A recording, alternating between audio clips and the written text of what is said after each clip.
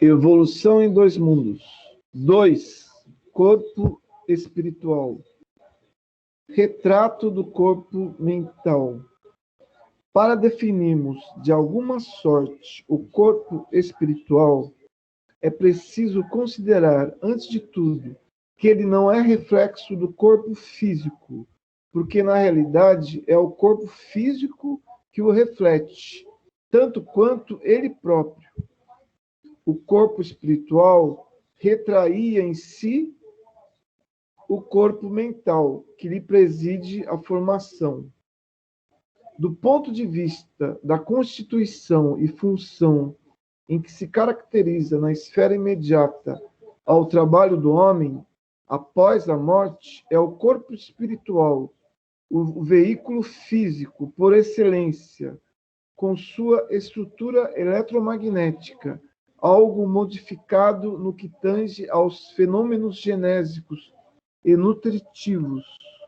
de acordo, porém, com as aquisições da mente que o maneja. Todas as alterações que apresenta depois do estágio berço-túmulo verificam-se na base da conduta espiritual da criatura, que se despede do arcabouço terrestre para continuar a jornada evolutiva nos domínios da experiência. Claro está, portanto, que é ele, santuário vivo, em que a consciência imortal prossegue em manifestação incessante, além do sepulcro, formação sutil, urdida em recursos dinâmicos, extremamente porosa e plástica, em cuja tessitura as células, noutra faixa vibratória, a face do sistema de permuta visceralmente renovado, se distribuem mais ou menos à feição das partículas coloides, com a respectiva carga elétrica,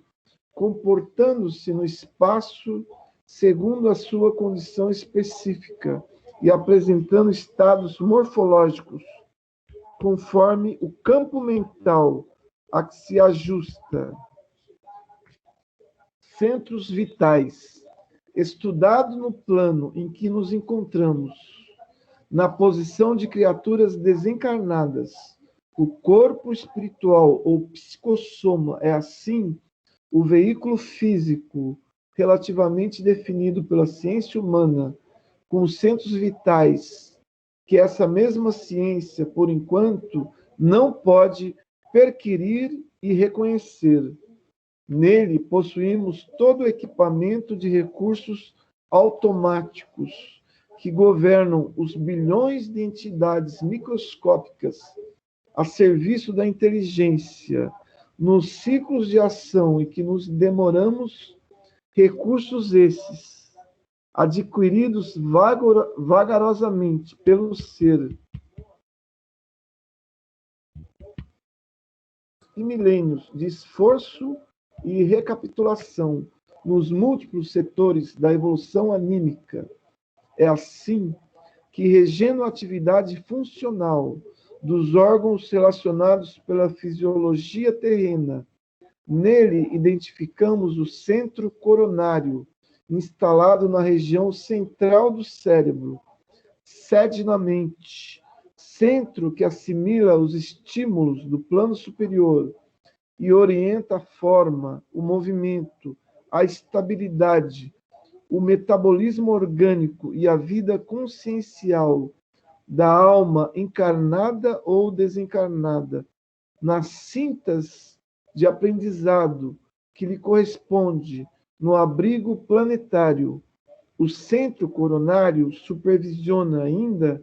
os outros centros vitais que lhe obedecem ao impulso procedente ao espírita, assim como as peças secundárias de uma usina respondem ao comando da peça motor, de que se serve o tirocínio do homem para concatená-las e dirigi-las. Desses centros secundários entrelaçados no psicossoma e, consequentemente, no corpo físico, por redes plexiformes, destacamos o centro cerebral contíguo ao coronário, com influência decisiva sobre as demais, governando o córtex encefálico na sustentação dos sentidos, marcando a atividade das glândulas endocrínicas e administrando o sistema nervoso em toda a sua organização, coordenação, atividade e mecanismo, desde os neurônios sensitivos até as células efetoras, o centro laríngeo, controlando notadamente a respiração e a fonação, o centro cardíaco, dirigindo a emotividade e a circulação das forças de base, o centro esplênico, determinando todas as atividades em que se exprime o sistema hemático, dentro das variações de meio e volume sanguíneo, o centro gástrico, responsabilizando-se pela digestão e absorção dos alimentos densos ou menos densos, que de qualquer modo representam concentrados fluídicos, penetrando-nos a organização, e o centro genésico, guiando a modelagem de novas formas entre os homens ou o estabelecimento de estímulos criadores, com vistas ao trabalho, à associação e à realização entre as almas. Centro coronário. Temos, particularmente no centro coronário, o ponto de interação entre as forças determinantes do espírito e as forças psicossomáticas organizadas. Dele parte, desse modo, a corrente de energia vitalizante, formada de estímulos espirituais, com ação difusível sobre a matéria mental que o envolve, transmitindo aos demais centros da alma os reflexos vivos de nossos sentimentos, ideais e ações,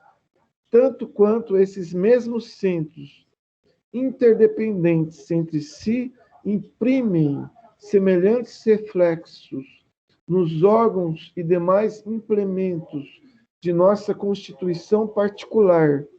plasmando em nós próprios os efeitos agradáveis ou desagradáveis de nossa influência e conduta. A mente elabora as criações que lhe fluem da vontade,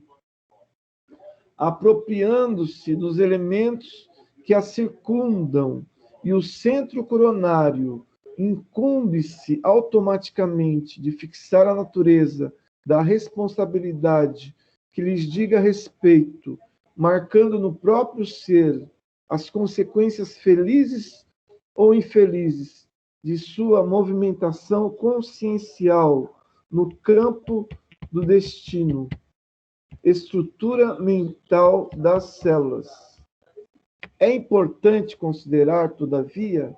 que nós, os desencarnados, na esfera que nos é própria, estudamos presentemente a estrutura mental das células, de modo a iniciarmos-nos em aprendizado superior, com mais amplitude de conhecimento acerca dos fluidos que nos integram, o clima de manifestação, todos eles de origem mental e todos entretecidos na essência da matéria primária, ou hausto corpuscular de Deus, de que se compõe a base do universo infinito. Centros vitais e células. São os centros vitais, fulcros energéticos, que, sob a direção automática da alma, imprime às células a especialização extrema pela qual o homem possui no corpo denso, e detemos todos no corpo espiritual, em recursos equivalentes às células que produzem fosfato e carbonato de cálcio para a construção dos ossos, as que se estendem para a recobertura do intestino, as que desempenham complexas funções químicas no fígado, as que se transformam em filtros do sangue na intimidade dos rins, e outras tantas que se ocupam do fabrico de substâncias indispensáveis à conservação e defesa da vida nas glândulas, nos tecidos e nos órgãos que nos constituem o cosmo vivo de manifestação. Essas células que obedecem às ordens do espírito, diferenciando-se e adaptando-se às condições por ele criadas, procedem do alimento primitivo comum, de que todos provimos em laboriosa marcha no decurso dos milênios, desde o seio tépido do oceano, quando as formações protoplásmicas nos lastrearam as manifestações primeiras. Tanto quanto a célula individual,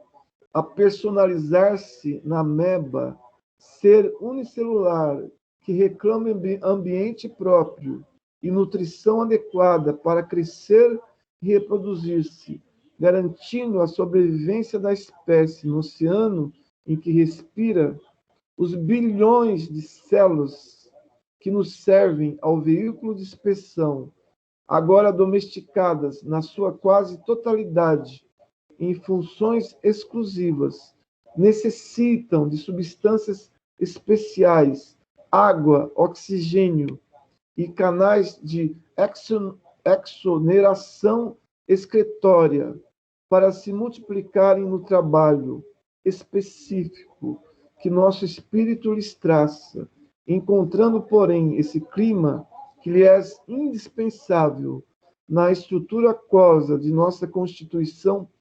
fisiopsicossomática, a expressar-se nos líquidos extracelulares, formados pelo líquido intersticial e pelo plasma sanguíneo, exteriorização dos centros vitais. Observando o corpo espiritual ou psicossoma, desse modo, em nossa rápida síntese, como veículo eletromagnético, qual o próprio corpo físico vulgar, reconheceremos facilmente que, como acontece na exteriorização da sensibilidade dos encarnados, operada pelos magnetizadores comuns, os centros vitais a que nos referimos são também exteriorizáveis quando a criatura se encontre no campo da encarnação, fenômeno esse a que atendem habitualmente os médicos e enfermeiros desencarnados durante o sono vulgar, no auxílio a doentes físicos de todas as latitudes da Terra, plasmando renovações e transformações no comportamento celular, mediante intervenções no corpo espiritual, segundo a lei do merecimento, recursos esses, que se popularizarão na medicina terrestre do grande futuro.